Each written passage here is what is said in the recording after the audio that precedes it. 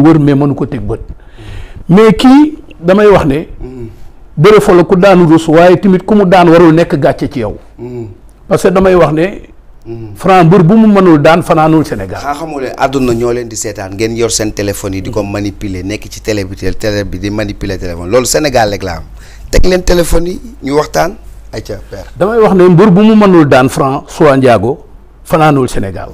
donc Franc moo ma daan man dama jàpp ne loolu du gàcce. parce que ci fi mu toll ci mbër gi.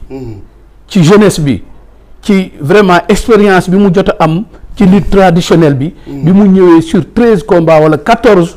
combats 14 victoires mooy wane ne fi mu toll nii Franc amul kenn ku mën taxaw ne mënuma bëreeg moom te su may bëreeg moom mënuma daan. kon mu daan la loolu du gàcce kon jàpp naa ne Ama fu mu mën a ne xëj na metti na mais aussi ñu ngi koy encourager di ko wax ne aussi na dellu siwaat wax ak ñi mu war a waxal defaraat boppam. pour mën a duggaat ci course bi parce que moom li ko dese dafa bari mais en tout cas Modou boo bëggee dégg-dëgg. xale bii toog muy François ma seetaan ko à l'âge très jeune di ko seetaan Joal muy jàng bëre. topp ko ci mbapat yëpp xam ko. moom ak ñoom rëg-rëg ak xale yi nekk ci lutte traditionnelle bi yëpp ma xam leen bu baax xam ñi leen jiitu ci lutte traditionnelle. mbëre ngi nii toog. te xale la boo xam ne keroog. bëre na bëre boo xamante ne nii vraiment ak làmb ji ni mu toll nga xam ne ay kilifa rek ñoo fa teewoon ambassadeur yu bari jógee fu nekk ci bitim réew ñëw fekk ci bés bi ànd ak le président Mamadou Diagne Ndiaye mu nekkoon bés boo xam ne bés bu mag a mag la keroog làmb ju mel noonu damay wax ne est-ce que mën na amaat arène nationale. Macha Allah mais nag keroog moom mu ñëw taxaw wane pas-pas. engagement boo xoolee bi 18 heures di jot ba bi arbitre bi génn seen digganteem ak Ama taxawul. mu ngi bajantu. te loolu dafa baax ci mbër di bajantu di wax ak loxo yi di laaj yaram bi tàng muy wane ne tey dama ñëw pour daan te dama yàkkamti arbitre bi génn sama diggante ak sama adversaire tey dafa am loo xamante ni dama ko soxla parce que dafa nekkoon combat boo xam ne bu ko ñàkkoon dina am lu bari loo xamante ni dina ko yàq ci carrière am tey gagné rek moo ko jigoon moo tax gagné la porte est ouverte tey amatul benn mbër boo xam ne mu ngi Sénégal boo xamante ni nii Franc mënul daje ak yow kon donc ñu ngi koy félicité bu baax. Macha Allah di ko ñaanal ndam li yàlla na ko jig. mais di wax ne keroog Modou assisté nañ combat bu neex a neex combat bi gaawul waaye techniquement. et tactiquement. la fa feeñ ci bëri mën nañu koo waxtaane dinañ ko waxtaanee léegi mbokk yi incha allah ak Émile François Gomis alors combat bi ngay ñibbi lañu ci retour bi leen di waxtaan. soog a dugg ci làmb ji. bi ngay ñibbi comment c'était.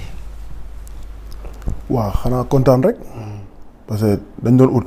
suñu borom may ñu waaw dañ koy sant ba pare am mbégte boo xam ne daal xamuñu sax fu mu commencé ak nan la ak naka la parce que keroog gis nañu doomu parcelles yi xam nga ñi nga xam ne tamit aussi ñu dañ ñuy béggee te dëkkuñu sax parcelle ni ñu teeroo waaw gis nañu lépp daal vraiment parcelles yëpp génn waaw ñëpp génn moom wax dëgg yàlla waaye même avant combat bi sax waaw parcelles yëpp a génn waaye moom ñu ngi sa ginnaaw ñu ngi sa ginnaaw tey ñu ngi sa ginnaaw suba mu nekkoon combat bu am solo.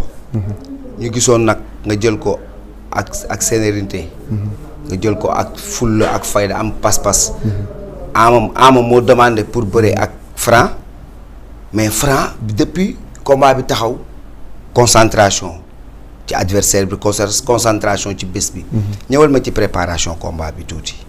waaw d'abord damay nuyuwaat waa jàmbaar. Académie Wrestling macha allah lépp ñoom la. du ma soo wax sax mais équipe yi nekk ci parcelle coach yi staffu maanaam am na ñoo xam ne ñoom carrément ay grand ay pa ay kilifa taxaw nañu làmb bi ñu maanaam ñoom sax ñoom ko gënoon bëgg. ndeysaan comprendre nga ba tax na keroog préparation yi métti woon na trop doon lu métti même sama mbokku mbër yi xam ne ñoom laa dëkkal da ngay gis nit contact sax temps bi jeex.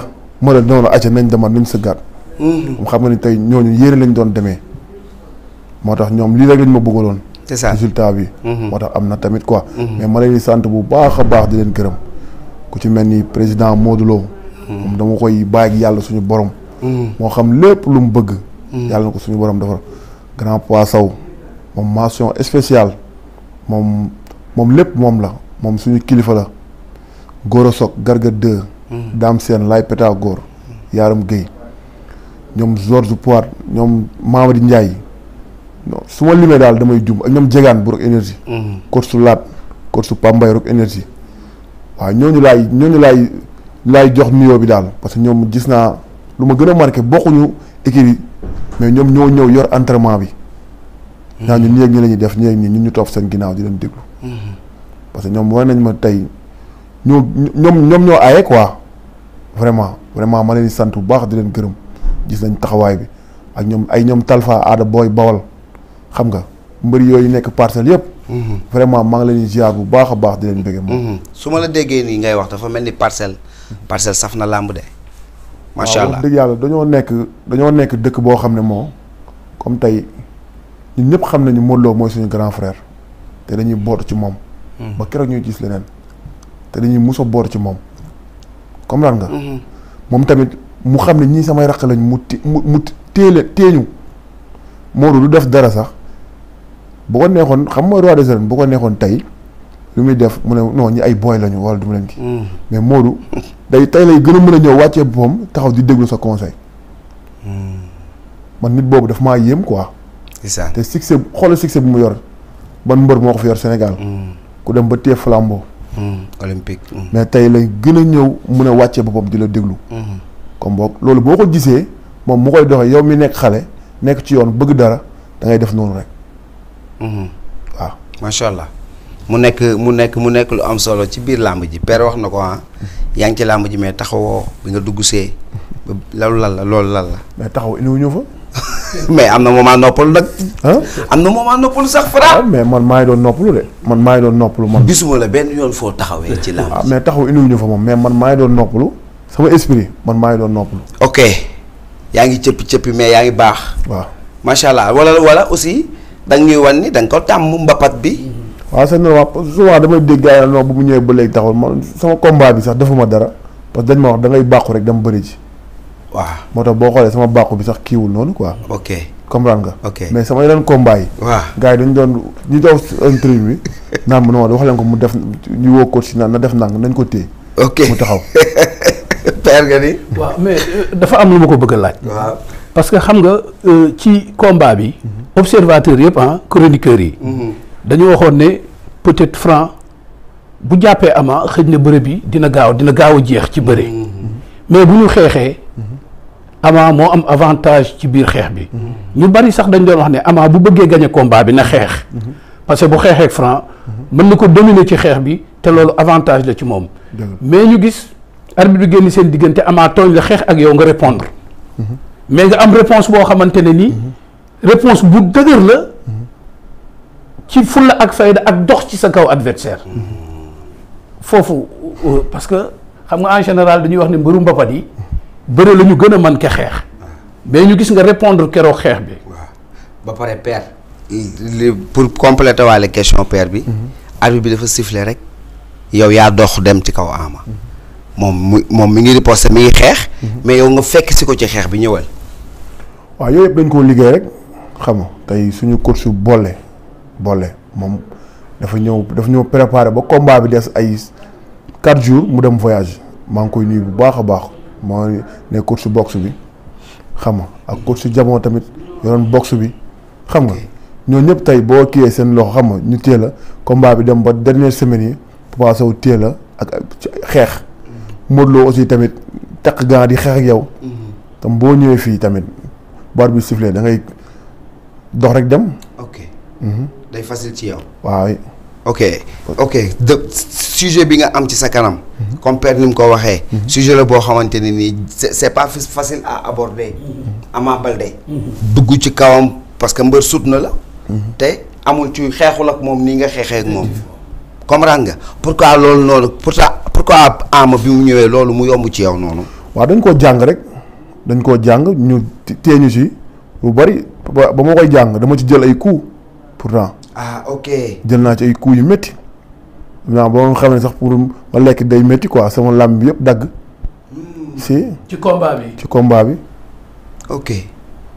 ok nii nga bëree ak moom nii. waaw stratégie boo préparé la. waaw préparé naa ko moom wax dëgg yàlla parce que booy dem guerre moom da nga defe naa da ngay préparé n'est-ce pas. ok waaw préparé nañ ma ne ma lii ak lii bu defee nii ak nii ngay defee. père bu am solo. waaw ñu teg ma ci coono yu métti. coach Souka Lato Alioune John Père Ndiouga xam nga coach Bas Baltamba grand Bas. Bas waaw tamit. non vraiment mu nekkoon préparation bu métti. waaw parce que xam nga Ama li yàq bëreem. waaw mooy xeex bi mu xeex ak moom moo tax nga xam ne il s'est bien préparé xam nga lu tax Modou. père Ama boo xeexee ak moom. benn. da nga koy avantagé. waaw parce que en général voilà parce que benn loxo lay xeexee. waaw mais li ko bett ci biir combat bi mooy bi mu ootee xeex bi dugal arrêt direct 2 fois Franc daf ko répondre mais répondre ko ak benn loxo dafa xeex ak moom gauche droite ba pare daw dox ci kawam. très rapidement mu aveugle. moo tax bi ñu dawee daje Franc soo ko génne wet rek ëñ ko mën ko tuur mu oyof tol parce que ni muy reculer moo baaxul il a très mal lutté. mais loolu nag boo gisee mu génn gaamu bëre bi mooy stratégie de combat bi Franc andi parce que moom dafa jàppoon ne Franc day taxaw ak moom ñu def blanchiment de bras di xeexe benn loxo parce que Franc en général benn loxo la doon xeexe moom la xeexeek ñoom Tyson Junior moom la xeexeek ñoom Forza moom la xeexeek sax non Tyson 2 pardon moom la xeexeek sax Bombardier mais dafa ñëw xeex ak Ama Baldé ñaari loxo yoo xamante ne nii dafa xeex ak moom ñaari loxo mais également dafa dem ci kawam. te Ama comme c'est un lutteur très orgueil ak keroog ni mu duyee stade bi ni mu melal stade bi Pikine yëpp nekk ci gannaawam bëggul woon reculer bi Franc di ñëw ci kawam boobu bu sutteeku woon xëj na mën na ko gis bu dugalee arrêt sax mën na ko dal mais dafa taxaw dëggal boppam. te Franc nag ak allure bi muy daw nga xamante ne nii fi mu toll nii fu mbër di toll ci diggu doole ci jeunesse moom lay daw saay bu la sañ a xalee xeex ak yow nga taxaw saay boo leen dawee daje mën na am avantage ci yow. macha allah Franc dégg nga loolu wuyul père li mu wax loo si wax. waaw père moom xam nga moom ndaaraan la technicien la. moom dafa seetaan lu bari ci ñun quoi. waaye moom xam nga muy suñu père nag ñu koy déglu chaque jour pare di am plaisir pour toog ak moom ndax saay bu waxee làmb lay wax quoi. vraiment. keroog bis bi ñu bëri dañ doon wax ñu ne Franc bu jour bi bu dugg see ci làmb ji rek. bis bi da koy ëpp du ko antaan. doon nga dégg lool. waaw loolu lu raw sax dégg nañ ko comprendre nga mais dama bëgg sénégalais yi wala ñii di dund làmb wala ñii di seetaan des fois ñuy dem di gëstu quoi bu baax wala ñu yor seen téléphone yi nga xam ne seen ginnaaw téléphone la ñuy toog lu leen neex ñu wax ñu dem di gëstu